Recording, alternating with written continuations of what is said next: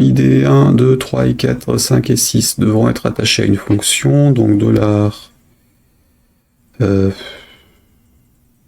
J'aurais pas dû mettre un ID, d'ailleurs, j'aurais dû mettre un... Non, je vais le faire à la main. Hop, donc dièse.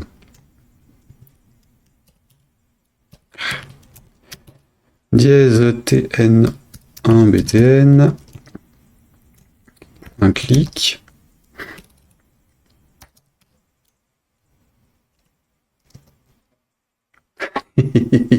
Réflexe de Delphi, contrôle espace. N'importe quoi. Donc ça, point. Normalement, c'est la fonction clic, mais je crois qu'elles sont plus censées être utilisées. Donc clic. Fonction, parenthèse, accolade, accolade. Ça doit être un truc dans ce style. Donc ça, je le dupliquerai pour les 6, et je dois rajouter un timer. C'était un set timeout ou set intervalle. Cet timeout, il s'arrête après le truc, c'est cet intervalle qui ne s'arrête pas. Hein. Bon, là par contre, il faut que je revienne sur JavaScript, parce que je ne sais plus. Ici, CTRL-D, T, JavaScript, set intervalle. C'était la durée en deuxième, voilà, c'est ça que je savais plus.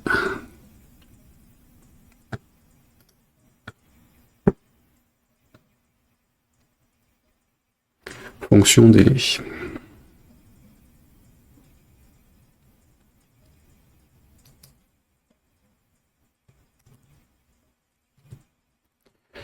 Ok, ça...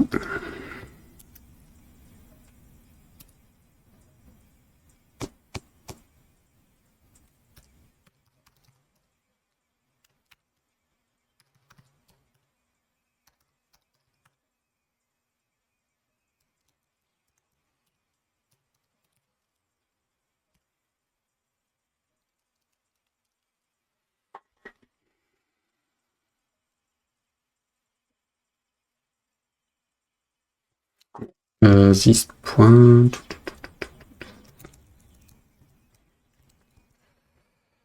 TN1...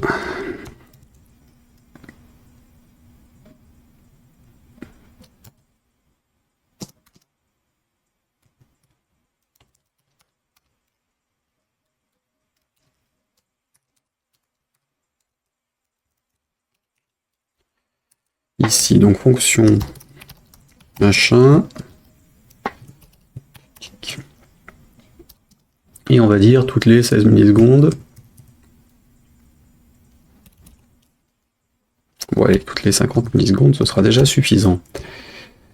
Pas CTRL-D, ça duplique le truc, Patrick, c'est pas l'IDE de Delphi. Donc on met une fonction qui va faire quoi? C'est une fonction qui va regarder toutes les images. Donc là, en l'occurrence, le $TN1. Et donc on a dit ça, et value. En 0.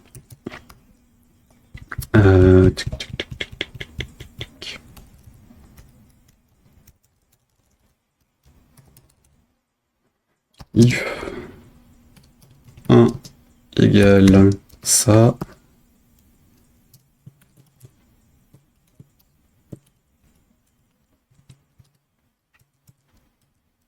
Ah, ça y est, j'ai perdu le clavier.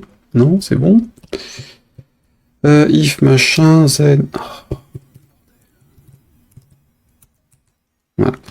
Tac, donc si 1 est égal à data on-off, à ce moment-là, je change la valeur.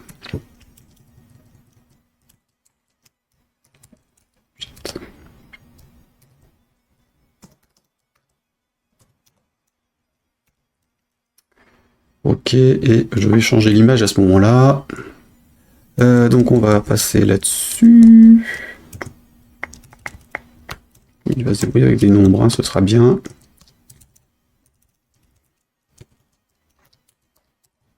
Je sais plus combien j'ai les true false d'ailleurs.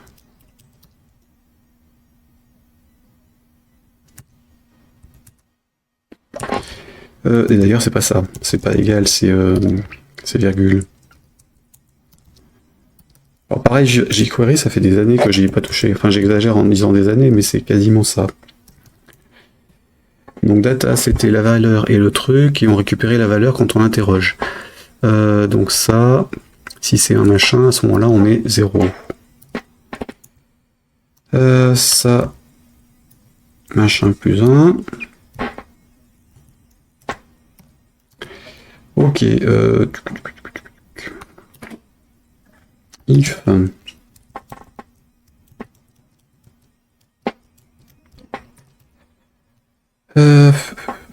9 égale ça.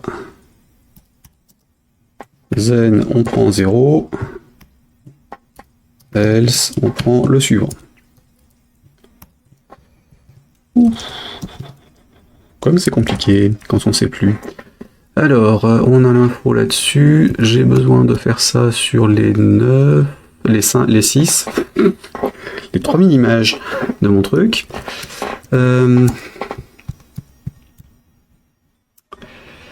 Donc ça c'est bon. Maintenant je change l'image du coup. Et donc mon tn machin truc point.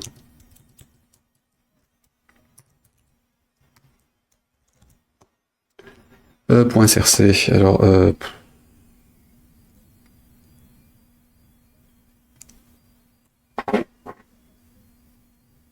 attribut. Je ne sais plus. Attendez. L'un des investissements les plus intéressants que j'ai fait ces dernières années, le jQuery Memento et les autres trucs de chez Errol en version fascicule comme ça, c'était génial. Alors malheureusement ça se fait plus, enfin en tout cas ça fait longtemps que j'en ai pas retrouvé. Pour croiser, de toute façon ça fait aussi très longtemps que j'ai pas fréquenté de vraies librairies, notamment celle de Errol à Paris. Mais c'était vraiment une merveille. Alors normalement c'était attribut si je me trompais, enfin c'est ATTR je crois, mais clairement je ne sais plus. Plus de mémoire. C'est grave. Donc la partie manipulation, on s'en fout. Date, oui c'est ça, c'est ATTR. Bon ça va, c'est pas encore totalement perdu tout ça. Alors, machin, ici, point .attr de src, virgule, img, slash ça, plus ça,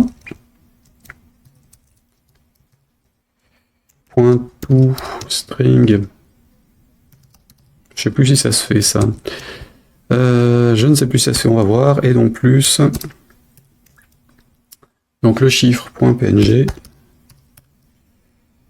parenthèse, point virgule. Alors le toString sur les numbers, je ne me souviens plus. Alors là par contre, c'est pas ça que je regarde. W3 school, toString, number.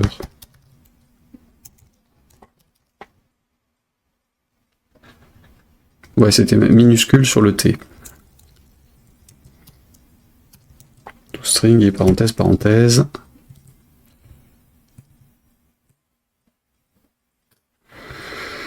Ouais, c'est ça. Ok. Merci. Oh. Ah. Que c'est poussif. En plus, ça, les temps de réponse sont pourris parce que j'ai lancé Chrome sur la VM. Mais... Donc, localhost, j'étais là-dessus. Hop.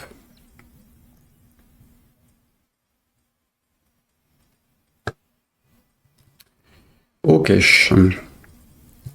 Alors, j'enregistre ça. Qu'est-ce qui se passe? Est-ce qu'il bouge? Il bouge pas, évidemment, hein, F12. Alors oui, mon erreur. Un expected token. Qui une parenthèse de trop? 1, 2, 1, 2. Ligne combien? Ligne 164. 164.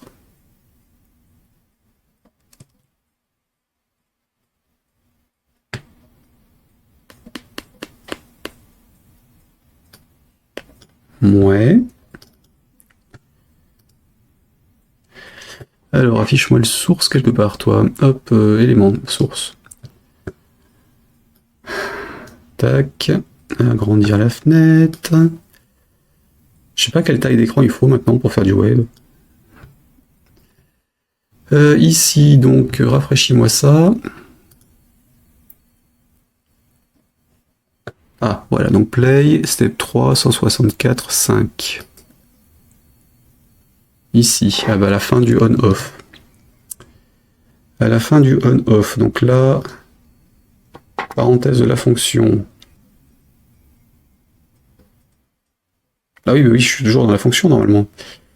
Hop, ici c'est le clic, c'est bon. Donc là c'est mieux, ça devrait tourner là. Ou pas. Alors, étape suivante de l'erreur. Valide left hand side in assignement. Oui, j'ai oublié un égal. C'est le classique. C'est pour ça que je le mets dans ce sens-là d'ailleurs. Ça m'évite de faire des affectations alors que je veux faire des conditions. Et donc, erreur suivante, un dollar en trop. Oui, alors qu'est-ce que j'ai foutu comme dollar?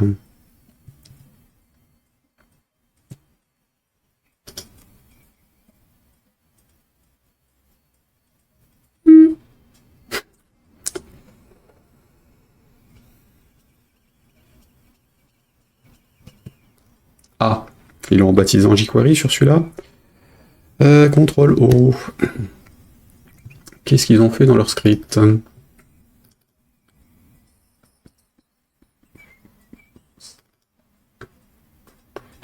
Ah bah oui, ils sont passés par du jQuery, tiens.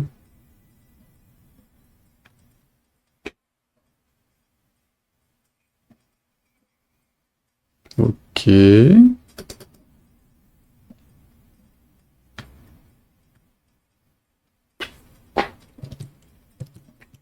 Une nouveauté, ça?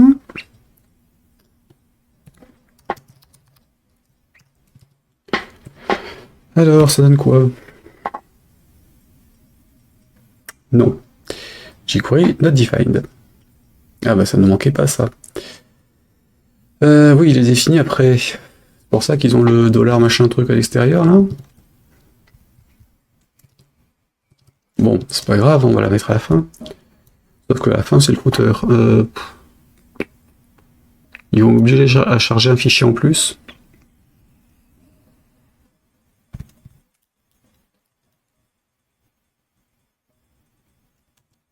Bon, déjà, je vais laisser ça. Un rebelle jusqu'au bout. Du coup...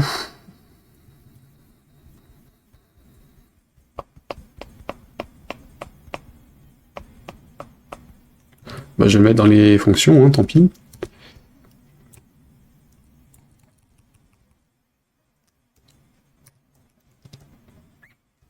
Au moins là. Donc jQuery machin.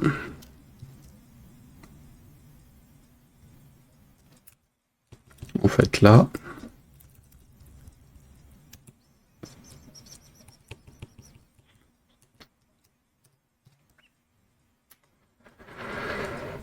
Préloader, machin truc, parenthèse, parenthèse, on en est là. Ça c'est quoi? Ça c'est celui du jQuery je pense. On rajoute ça là.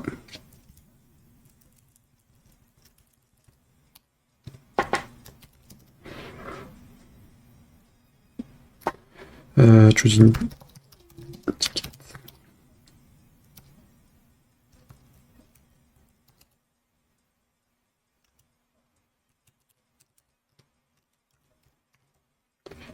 Bon après il faudra conditionner tout ça évidemment. Donc là si je fais ça, CTRL F5.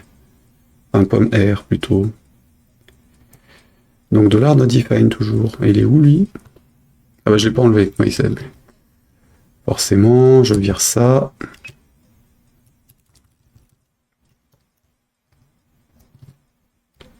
Je recharge. Alors là, il se passe rien. Ce qui est globalement logique, hein, puisque le main, il n'a pas dû le recharger, donc avec les histoires de cache, il charge jamais ce qu'on veut qu'on charge et il décharge ce qu'on veut pas. Ou alors c'est moi qui l'ai pas fait. Donc le set intervalle, ici on a 1 égale machin. Est-ce qu'on a des valeurs là-dessus? Affiche-moi ça. TN truc ici, bouton là.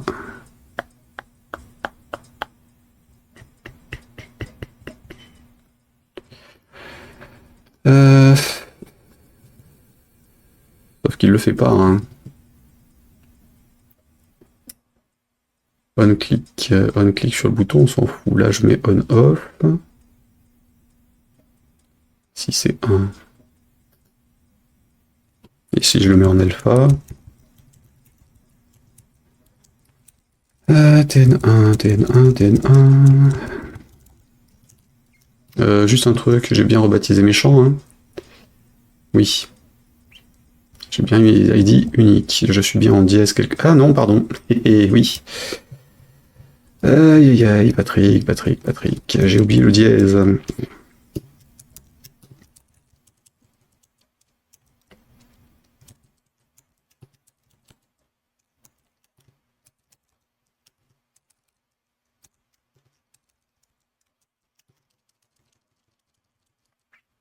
Donc il ne trouve pas parce qu'il n'y a pas de classe TN. Enfin non, c'est même pas, c'est un attribut. Donc là c'est un tag HTML qui cherche.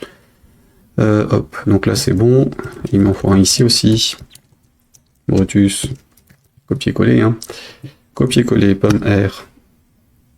Est-ce que ça bouge cette fois-ci ou pas? Oui, ça bouge. Bon, j'ai mon truc qui bouge. Maintenant, si je clique, ça doit s'arrêter.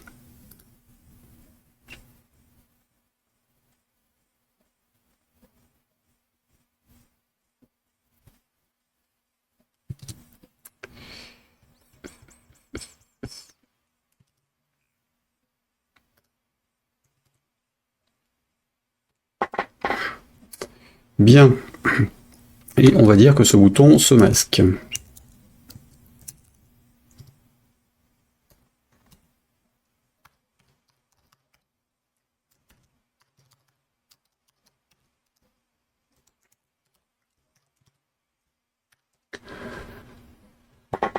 Alors... Ouais, on va le proposer qu'une fois. Et tant pis. Donc... On va dire ça sur les 6. Alors les 6, par contre je vais le faire sous forme de boucle. Hein. For var i let echo, oui c'est ça. Hein. Var i égale 0 égale 1 i est inférieur à 7 i plus plus ça.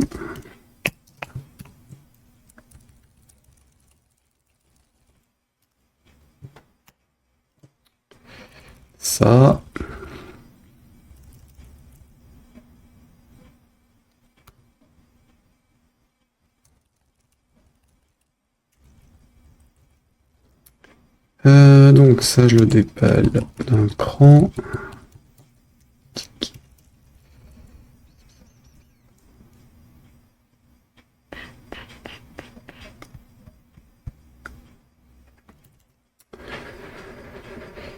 Je le décale d'un cran. Et non, par contre, le set intervalle, je vais faire à l'extérieur, parce que peut-être pas exagéré.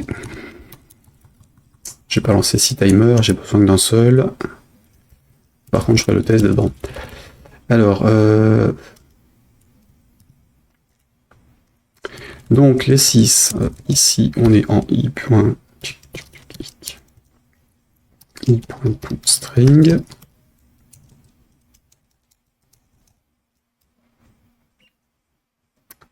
C'est tout. CTRL-C, le 1 ici, dégage.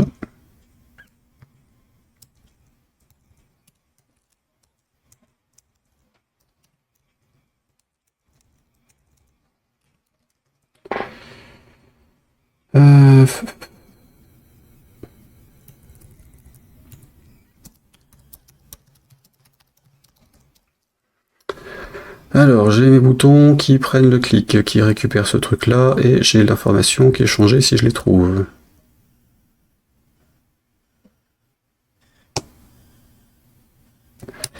Ensuite, si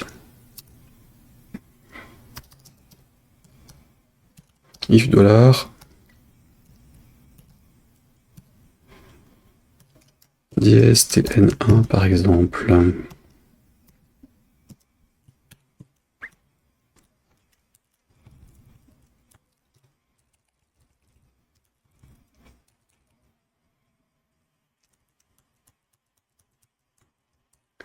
Histoire de faire ça que s'il existe.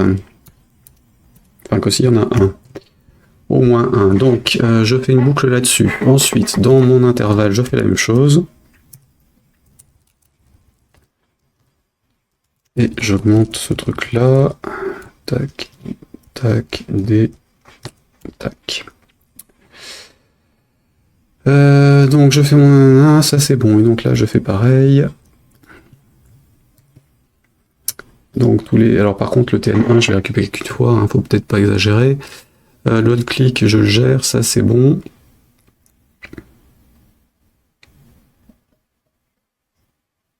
D'ailleurs, oui. N'oublions pas qu'on peut chaîner les trucs, hein, tant qu'à faire. Ça et ça. Ensuite, ici, ici, ici, ici. Donc là, je vais récupérer le TN.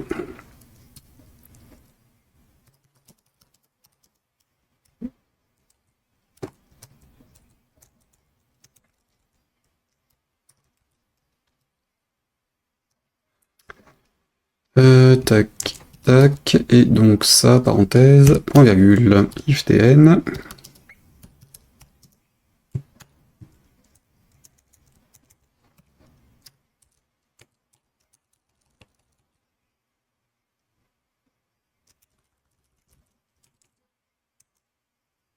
Ouais, si je vais sortir. Tabulation, ici des... Hop, hop, hop, hop. Tabulation. Donc s'il a trouvé ça, je vais le manipuler. Donc là on est en tn.data.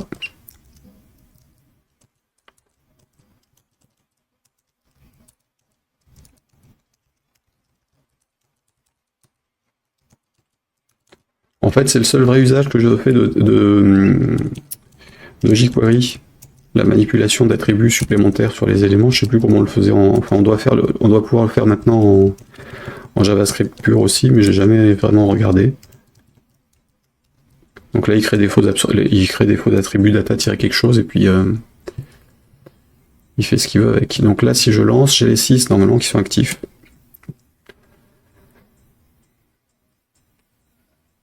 Donc évidemment le temps de cliquer sur un bouton, les autres continuent à tourner et donc ouais,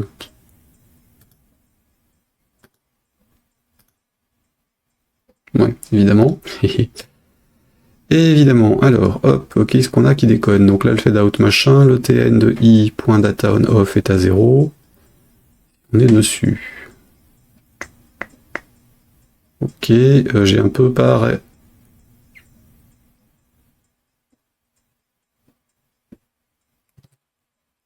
Ils se sont masqués, donc ils auraient dû faire sauter le truc. Et donc là, if tn de i.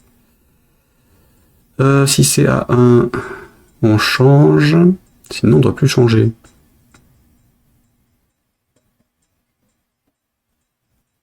Il n'arrive pas à récupérer ça.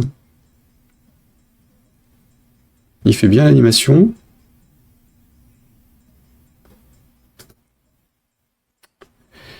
Computed. Qu'est-ce qu'on a de plus? Ça, c'était pour les feuilles de style.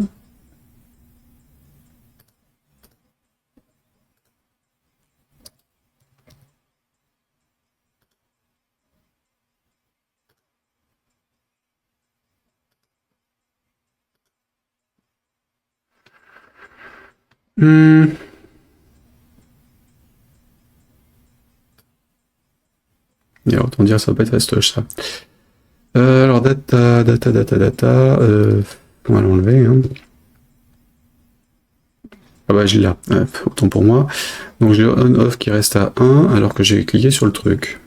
Si je rafraîchis. Et je me mets sur celui-là, par exemple, le TN1. Donc, j'ai bien la valeur qui bouge. Je clique. Il passe pas à 0. Par contre, il n'arrive pas à récupérer un truc. Donc ici, nanana, tn plus i.